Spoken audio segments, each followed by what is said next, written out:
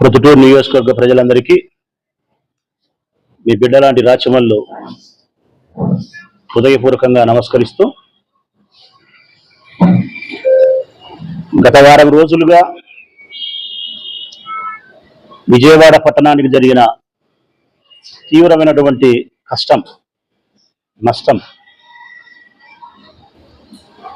జరిగింది ఆ ప్రాంతమే అయినా ఆంధ్రప్రదేశ్ రాష్ట్ర ప్రజలందరినీ కూడా బాధ పెట్టినటువంటి వైనం ఇది. మనందరి హృదయాలను కలిసివేసినటువంటి వైనం.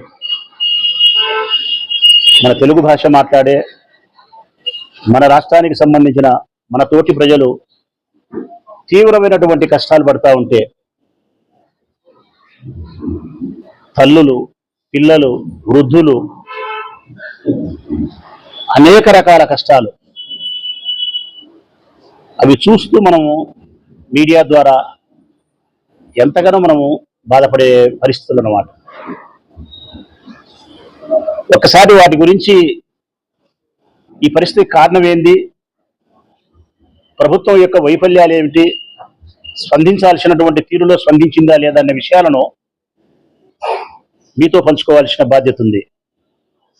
ఒక మాజీ ఎమ్మెల్యేగా, ఈ నియోజకవర్గ పార్టీ ఇన్ఛార్జిగా విజయవాడకు ఈ విపత్తు ఏర్పడడానికి కారణం ప్రకృతి, పాలకుల? ఇది తప్పనిసరిగా పాలకులు వేసుకోవాల్సిన ప్రశ్న. ఆత్మ వంచన చేసుకోకుండా ఆత్మ విమర్శ చేసుకొని వారిని వారు ప్రశ్నించుకోవాల్సినటువంటి ప్రశ్న. ఇది ప్రకృతి వైపరీత్యమా, ప్రకృతి ద్వారా సంభవించిన విపత్తు అన్నామా, లేకుంటే పాలకులు ముందు చూపు లేకపోవడం అన్నామా? అధిక వర్షపాతం నమోదవుతుందని, దాదాపుగా 29 సెంటీమీటర్ల వర్షపాతం నమోదైంది. ఆ స్థాయిలో వర్షం కురుస్తుందని చెప్పి, ప్రమాదం సంభవిస్తుందని చెప్పి వాతావరణ శాఖ కానీ, సంబంధించినటువంటి రెవెన్యూ అధికారులు కానీ ప్రభుత్వం దృష్టికి తీసుకొచ్చినారు ముందుగానే. కానీ ప్రభుత్వం, చంద్రబాబు నాయుడు గారి ప్రభుత్వం అప్రమత్తంగా వ్యవహరించలేదు. బాధ్యతారాహిత్యంగా వ్యవహరించి నిర్లక్ష్యమైనటువంటి ధోరణితో ప్రవర్తించడమే ఈ ప్రమాదానికి, ఈ ప్రజా నష్టానికి, కష్టానికి కారణం. నేను మనస్ఫూర్తిగా నమ్ముతా ఉన్నా, చంద్రబాబు నాయుడు గారి ప్రభుత్వం విఫలమైందని వీరిని రక్షించే విషయంలో, ఈ విపత్తు నుంచి ప్రజలను కాపాడే ఈ సందర్భంలో చంద్రబాబు నాయుడు గారి ప్రభుత్వం సంపూర్ణంగా విఫలమైంది. ముందస్తు జాగ్రత్తలు లేవు, ప్రజలకు కావాల్సిన సౌకర్యాలు లేవు. వారి ముందస్తు జాగ్రత్తలు తీసుకోకపోవడం ఒక కారణమైతే, వారి వ్యక్తిగతమైనటువంటి ఆస్తులను కాపాడుకునేదానికి మరొక కారణం అంటా ఉన్నారు. కరకట్ట మీద ఉన్న చంద్రబాబు నాయుడు గారి నివాసం మునిగిపోకుండా ఉండడమా, ఏబిఎన్ ఆంధ్రజ్యోతికి సంబంధించిన రాధాకృష్ణ గారి ఆస్తిని, వారికి సంబంధించినటువంటి వ్యాపార సంస్థ మునిగిపోకుండా ఉండడం కోసమా, లేదంటే నిర్లక్ష్యం, సామర్థ్య లోపం? ఈ కారణాల వల్లే విజయవాడలోని సుమారుగా 5-6 లక్షల మంది ప్రజలకు తీవ్రమైనటువంటి కష్టాన్ని, నష్టాన్ని ఈ ప్రభుత్వం కల్పించింది. తెలిసి 47 మంది, తెలియక మరి ఎంతమందో మరణించినారు. ఈ మరణాలకు ప్రత్యక్షంగా కారణం, పరోక్షంగా కారణం ప్రభుత్వమే. ఈ మరణాలకు సమాధానం ప్రభుత్వం చెప్పాల్సిన బాధ్యత ఉంది. ముందస్తు జాగ్రత్త తీసుకొని ఉంటే ఈ 47 మరణాలు తెలిసినేటి కానీ, తెలియకుండా మరో 10 సంఖ్యలో మరణించిన మన మిత్రులు కానీ మరణించేవారు కాదు. సంభవించిన తర్వాతైనా ప్రమాదం సంభవించింది, విపత్తు వచ్చింది, విజయవాడ అంతా జలదిగ్బంధమైంది, అన్ని కాలనీల నీళ్లతో మునిగిపోయి ఉంది. ఆ తర్వాత అయినా ప్రభుత్వము ఏ మేరకు సహాయ చర్యలు అందించిందని చెప్పి ఒక్కసారి మనం గమనిస్తే, మీ మీడియా ద్వారానే చూస్తూ ఉన్నాం మనం. వేల మంది ప్రజలు విమర్శిస్తూ ఉన్నారు. నేను భోజనం చేయలేదు, నాకు భోజనం అందలేదు, నీళ్ళు అందలేదు, వైద్యం అందలేదు, పునరావాసం అందలేదు, అసలు మా కాలనీలోకి అధికారులే రాలేదు, నీళ్లు ఉండే ఈ ప్రదేశంలోకి ఎవరూ రాలేదు, నీళ్లు లేని ఆ రోడ్డు మొదటిలోనే అన్నం ప్యాకెట్లు వేసిపోయినారు. ఇవే మాటలే మనం విన్నాం. ఇవి నేను కాయిచ్చి చెప్పే మాటలు కాదు మిత్రులారా, మీడియా ద్వారా మనందరం విన్న మాటలు, యావత్ ప్రపంచమంతా వినింది. సకాలంలో ఒక ప్రకృతి వైపరీత్యం జరిగినప్పుడు ఒక మనిషికి చేసే కష్టం ఒకలాగుంటుంది, కానీ ప్రకృతి మనిషికి నష్టం చేసినప్పుడు అది 100% ఎక్కువ ఉంటుంది. ఆ కష్టం నుంచి, ఆ నష్టం నుంచి మనిషి కోలుకోవాలంటే గొప్ప ఆపన్న హస్తం ఉండాల్సిన అవసరం ఉంది. అది ప్రభుత్వమే. ప్రభుత్వానికి ఆ శక్తి ఉంటుంది. ఆ ప్రభుత్వం విఫలమైతే, కంచే చేను మేస్తే రక్షణేముంది? వారికి అవసరమైనటువంటి నీరు అందించలేకపోయినారు, తాగునీరు.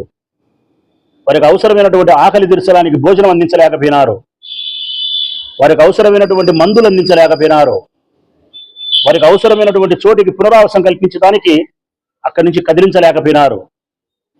అన్నిటికీ మించి వారికి ధైర్యం ఇవ్వలేకపోయినారు. ప్రభుత్వం వైపు నుంచి వారికి ధైర్యం కూడా అందలే. ఈ ప్రభుత్వం మీకోసం ఉంది, మిమ్మల్ని సంరక్షిస్తుంది, మీ ప్రాణాలను కాపాడుతుంది, అది ధైర్యం కూడా ఇవ్వలేకపోయినారు. వారికి జరిగిన నష్టం ప్రాణ నష్టం. ప్రాణ నష్టం తర్వాత జరిగిన నష్టం ఆస్తి నష్టం. ఆస్తి నష్టం తర్వాత జరిగిన నష్టం పంట నష్టం. పంట నష్టం తర్వాత జరిగిన నష్టం వ్యాపారాల్లో వారు పొందాల్సినటువంటి ప్రయోజనాన్ని పొందకుండా వ్యాపార నష్టం. ప్రాణ నష్టము, ఆస్తి నష్టము, పంట నష్టము, వ్యాపార నష్టము. ఈ నష్టాలన్నిటి నుంచి ఆ ప్రాంత ప్రజలు తిరిగి కోలుకోవాలంటే చాలా సంవత్సరాలు పడుతుంది, చాలా నెలలు పడుతుంది, ఎంతో శ్రమించాల్సి ఉంటుంది, ఎంతో గుండె ధైర్యంతో వాళ్ళు పనిచేయాల్సిన అవసరం ఉంటుంది. అన్నిటికీ కారణం చంద్రబాబు నాయుడే. మీరు గమనించండి ప్రజలారా, చంద్రబాబు నాయుడు యొక్క పాలనలో, ప్రభుత్వంలో ఏ కార్యక్రమమైనా, ఎక్కడ నష్టం జరిగినా, ఎప్పుడైనా ప్రచారం ఎక్కువ ఉంటుంది, ఫలితం తక్కువ ఉంటుంది. ప్రజా ప్రయోజనం శూన్యం ఉంటుంది, స్వల్పంగా ఉంటుంది, ఫోటోలు ఎక్కువ ఉంటాయి. చంద్రబాబు నాయుడు గారి యొక్క ప్రచారం ఎక్కువ. చంద్రబాబు నాయుడు గారు ఏదో ప్రజలకు చేసి పెడతానాడు అనిపించుకునే దానికోసం తీసుకుంటే ఫోటోలు ఎక్కువ. నీళ్ళలో దిగినేది ఒకటి, బోటులో ఎక్కినేది ఒకటి, ఒక గడ్డం పట్టుకునేది ఒకటి, ఇంతే ఉంటాయి తప్ప నిజంగా ప్రజలకు మేలు జరిగిన దాఖలాలు ఉండవు. ఎప్పుడైతే ఈ రాష్ట్ర ప్రభుత్వం, చంద్రబాబు నాయుడు గారు స్వార్థం విడనాడి ప్రచారానికి యావ తగ్గించుకొని ఫోటోల ద్వారా ప్రజలకు మేలు చేసినాం అనిపించుకునే దానికోసం స్వస్తి బలికి నిబద్ధతగా ప్రజలకు ప్రయోజనం చేకూర్చాలా, ఈ ప్రజలను ఆపదలో కాపాడి తీరాలా అనే నిబద్ధతతో నిస్వార్థంగా పనిచేసినప్పుడు ప్రజలకు మేలు జరుగుతుంది. ఇది జరగలే. తీవ్రమైనటువంటి నష్టం జరిగింది రాష్ట్రానికి, ఆ ప్రాంత ప్రజలకు. ఒక్కసారి ప్రజలు గమనించమని నేను కోరుతా ఉన్నా. 5 లక్షల మంది ప్రజలకు జరిగిన నష్టం ఇది. 2 రోజులు 3 రోజులు జరిగిన నష్టం ఇది. విపత్తు ఒక 3 ఏళ్ళు 4 ఏళ్ళు వెనక్కి పోండి ప్రజలారా. ఇది 24. ఒక్కసారి 2020లోకి పోండి ప్రజలారా. 2020లో ఈ ప్రపంచాన్నే అతలాకుతలం చేసిన విపత్తు వచ్చింది. ఈ రాష్ట్రాన్ని కాదు, ఈ రాష్ట్రంలో ప్రాంతాన్ని కాదు, ప్రపంచాన్నే అతలాకుతలం చేసిన విపత్తు వచ్చింది. కరోనా అనే ఒక వైరస్ ప్రపంచవ్యాప్తంగా కబలించి వేసింది. కొన్ని కోట్ల మంది మనుషులను చంపేసింది. అందులో భాగంగా ఈ రాష్ట్రానికి కూడా ఆ వైరస్ వచ్చింది. 2020 జగన్మోహన్ రెడ్డి గారు ముఖ్యమంత్రిగా ఉన్న సందర్భంలో. కానీ చక్కటి పరిపాలన అందించగలిగినాడు జగన్మోహన్ రెడ్డి గారు. ధైర్యాన్ని ప్రజలకు అందించగలిగినారు, చైతన్యపరచగలిగినాడు ప్రజలను, వారికి అందించాల్సినటువంటి అన్ని సదుపాయాలను అందించగలిగినాడు. ఇక్కడ 5 లక్షల మందికి సహాయం చేయలేక ఇబ్బంది పడితే 5 కోట్ల మందికి ఆనాడు సహాయం చేసినాడు ఆయన. ప్రజలను గమనించమని కోరుతా ఉన్నా నేను. రెండు చేతులెత్తి నమస్కరిస్తా ఉన్నా నేను. విజయవాడ ప్రాంతంలో జరిగిన నష్టం 5 లక్షల మందికి. కరోనా వ్యాధి సంభవించినప్పుడు ఈ రాష్ట్రంలో 5 కోట్ల మందికి నష్టం జరిగితే ఇక్కడ చంద్రబాబు నాయుడు 5 లక్షల మందికి చేయలేనటువంటి సహాయంలో ఆయన నిస్సహాయుడై ఉంటే 5 కోట్ల మందికి జగన్మోహన్ రెడ్డి సాయం చేసినాడు. ఏ విధంగా సకాలంలో వైద్య పరీక్షలు నిర్వహించినాడు, వ్యాధి నిర్ధారణ సర్వేలు చేయించగలిగినాడు, ఆక్సిజన్ అందించగలిగినాడు, మందులు అందించగలిగినాడు, క్వారంటైన్ సెంటర్లు ప్రారంభించగలిగినాడు, ఆసుపత్రులను, డాక్టర్లను, నర్సులను అందుబాటులోకి తీసుకురాగలిగినాడు. అన్నిటికీ మించి ₹1 రాష్ట్ర ప్రభుత్వానికి ఖజానాకు ఆదాయం లేని ఆ సందర్భంలో ప్రజలకు కూడా ₹1 శ్రమ చేసుకొని సంపాదించే పరిస్థితి లేనప్పుడు ఈ ప్రభుత్వమే వారి కుటుంబ పెద్దయి, ఆ పేదలకు కుటుంబ పెద్దయి అనేక రకాల సంక్షేమ పథకాల పేరుతో క్రమము తప్పకుండా వారి అకౌంట్ డబ్బులకు పంపించి 2 సంవత్సరాల కాలం పాటు వేన్నీళ్లకు చన్నీళ్లగా వాళ్ళని బ్రతికించేదానికి జగన్మోహన్ రెడ్డి ప్రభుత్వం ఆర్థికంగా సహాయం చేసింది. అన్నిటికీ మించి ధైర్యాన్ని ఇవ్వగలిగింది, నేనున్నాను అని చెప్పి చైతన్యపరచగలిగింది. జగన్మోహన్ రెడ్డి మొట్టమొదటి చెప్పిన వాడి రాష్ట్రంలో కరోనా వ్యాధితో మనం సహజీవనం చేయాల్సిందే, భయపడాల్సిన అవసరం లేదు, కొన్నాళ్ళ తర్వాత ఇది ఒక జలుబులాగా మిగిలిపోతుంది అని చెప్పిన మొట్టమొదటి వ్యక్తి గేలి చేసినారు ఆనాడు అతన్ని.